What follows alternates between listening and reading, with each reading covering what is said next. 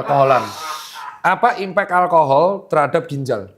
Jadi Karena kan mereka bilang, saya minum alkohol 1 botol tidak mabuk. Yeah. Saya kemarin di Twitter bilang, orang yang sering minum alkohol dan sudah mulai tidak mabuk, dengan riwayat minum alkohol banyak, itu artinya hatinya sudah ada masalah.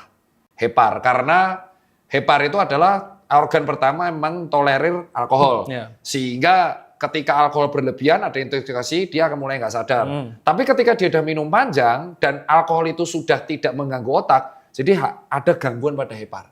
ya, toleransi lah. Udah mulai toleransi, jadi dia akan minum alkohol tambah banyak lagi Ya, dan akan betul. merusak sel hepar. Bener ya? Ya. Bener. Nah sekarang kalau pada ginjal, impact alkohol pada ginjal tuh kayak apa? Tergantung jenisnya dulu, Pak. Kalau alkohol yang diminum, kadarnya Alkohol yang 30%, diminum, 40%. Jika awal cuma dosis standar, itu sebenarnya nggak bermasalah untuk ginjal. Maksudnya dosis yang umum ya, misalnya 1 sloki. Karena di luar negeri juga seperti itu kan. Teman saya namanya Stefan dan Randy yang hobi lari itu 1 botol, 2 botol sekaligus. Jangan, Pak. Apa impactnya?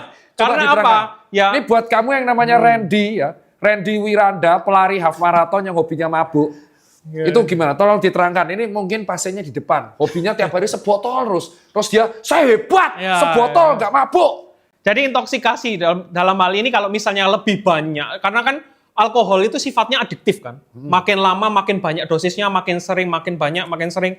Itu menyebabkan vasokonstriksi pembuluh darah yang lama-kelamaan akan menyebabkan kekakuan pembuluh darah. Nah masalahnya ginjal itu terdiri dari kumparan pembuluh darah.